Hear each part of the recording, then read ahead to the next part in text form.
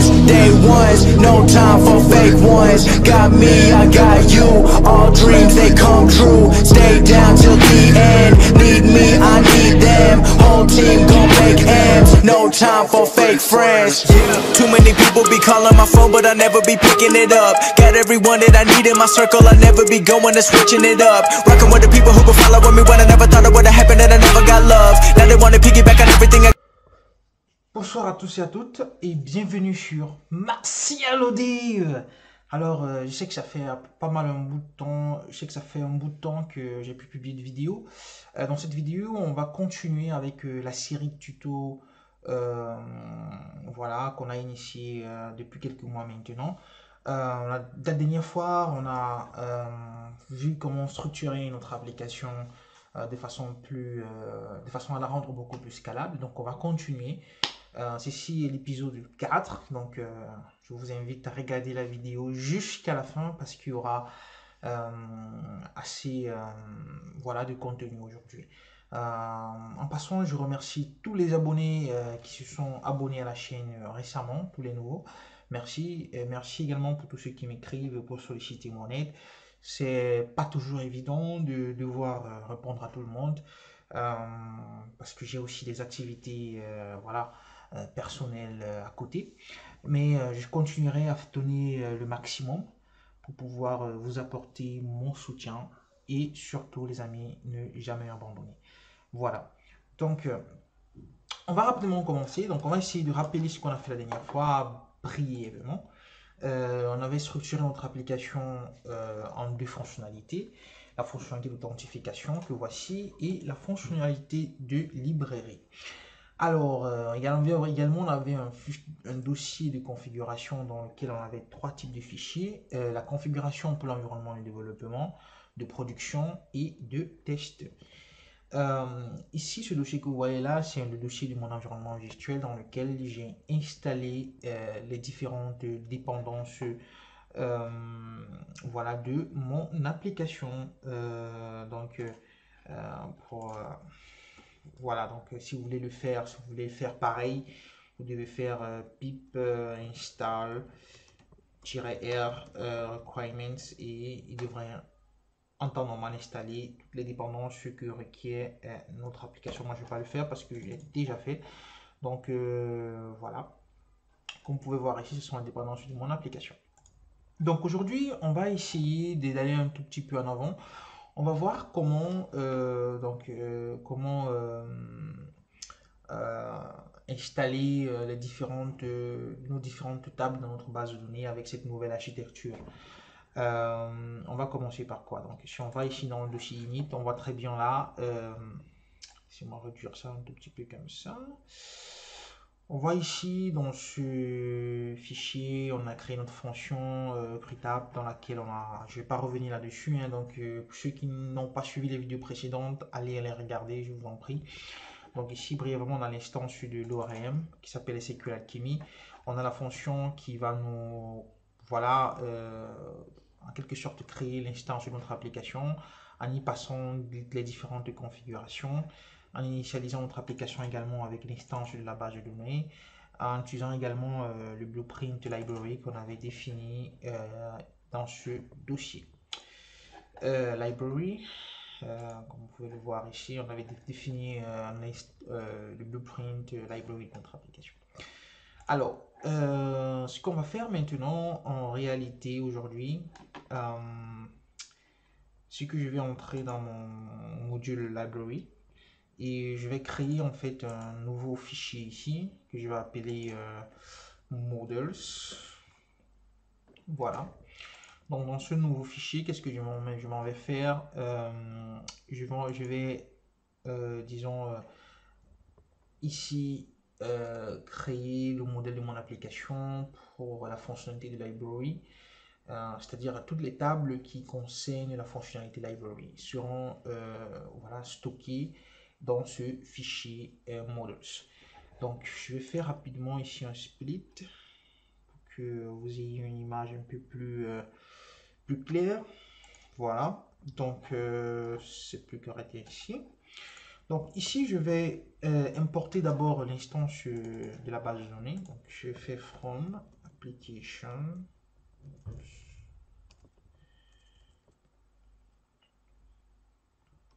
From application. OK. Import. Je vais installer. Voilà. J'installe ça justement, l'instance de ma base de données. Mais je vais aussi importer de la datetime. Qui est disons une librairie native de Python. En général, c'est toujours bien de structurer également les librairies qu'on importe, c'est-à-dire au niveau plus haut, on a toujours les librairies qui sont natives à l'application, et au niveau plus bas, ce sont les librairies externes ou alors les librairies ou alors des modules qu'on importe dans d'autres fichiers. Ok. Donc ici, bon, vu que dans les vidéos précédentes, on avait déjà créé le modèle de cette fonctionnalité, je vais juste aller copier pour ne pas perdre de temps. C'est-à-dire que je m'en vais dans le tuto 12, je pense. Si vous me permettez d'ouvrir ça avec Notepad. Voilà, on va se rendre compte que ici j'avais déjà créé, vous voyez, la table, la publication table et la book table. Ok, donc je vais juste copier ça pour ne pas perdre du temps. Donc je m'en vais copier jusqu'en bas comme ceci. Ok, je retourne dans mon éditeur et je colle tout simplement. Voilà, c'est correct. Donc ici, j'ai ma table publication. On voit très bien là qu'elle hérite toujours de db.model, c'est-à-dire de l'ORM de SQL Alchemy, du modèle ORM de SQL Alchemy. Donc on pourra donc utiliser db.column, etc. Donc ce sont les différents sont les différentes colonnes de notre table publication. Ici la table, c'est moi. Ça comme ça. Book table ici. On a les différents colonnes de la table book. Et puis ici on a la relation qui lie la table book avec la table publication. Donc on voit bien qu'ici c'est une relation 1 à plusieurs, comme j'avais expliqué dans les vidéos précédentes. Je vous en prie, ceux qui n'ont pas vu la vidéo précédente concernant cette partie qui était juste en haut, en haut à droite ou à gauche, je pense. Il y aura un petit lien de description là, donc vous pourrez cliquer pour vous référer à la vidéo qui parle de celle-ci. Donc, une fois c'est fait, voilà, cette vidéo sera assez courte. Ce que je vais faire, c'est que je vais fermer ça. Je m'en vais maintenant dans le fichier run.py. Ici également, je vais importer voilà l'instance DB, ok, de l'ORM. Puis je vais venir ici dans le bloc with, je vais appeler l'application context, flex app. Ok, comme vous pouvez voir là, en évidence, app context. Qu'est-ce que cette méthode fait en réalité? Dans ce bloc, je vais appeler la fonction createAll également. Donc l'app context, en fait, étant donné qu'on a redéfini, restructuré notre application, il faut savoir que en fait cette structure permet à Flask de comprendre que on peut avoir plusieurs applications dans cette application qui peuvent également avoir différentes configurations, comme vous pouvez notamment voir ici la configuration dev que j'ai passé à ma méthode createApp. Et du coup, quand j'appelle la méthode appContext, il permet de dire en fait à Flask qu'il s'agit de l'application courante. Alors je peux comprendre que ça peut sembler assez déroutant, raison pour laquelle je vais mettre un lien dans la description pour vous montrer en fait de quoi est-ce que je parle ici. Donc, vous voyez ici, pour avoir plus d'informations, venez à ce lien-ci dans la documentation. vous pourriez avoir d'informations supplémentaires sur ce qu'on appelle Application Context.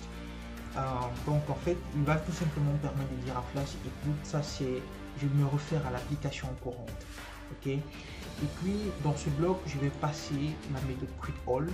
Cette méthode va tout simplement créer les différentes tables de mon application qui ont été notamment définies dans ce fichier models. Ok, donc on va me créer ces deux tables. Donc je m'en vais tout de suite exécuter mon application et on va voir si effectivement elle va créer ces différentes tables. Donc si je m'en vais, je clique sur Play sur 20. Voilà. Oups. Wow.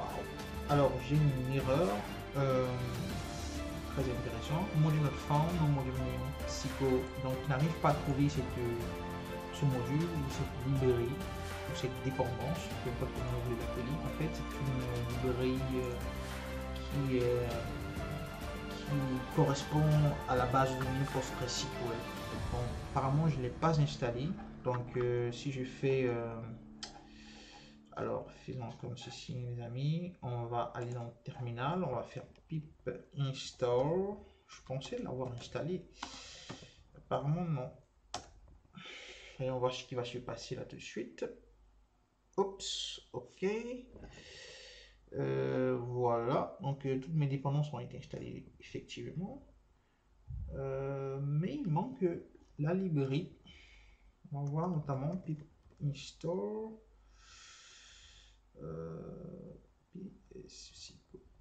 Je pense que c'est comme ça, hein, si je ne me trompe pas. Oh, voilà, ça l'installe. Donc je vais refaire partie de mon application de nouveau.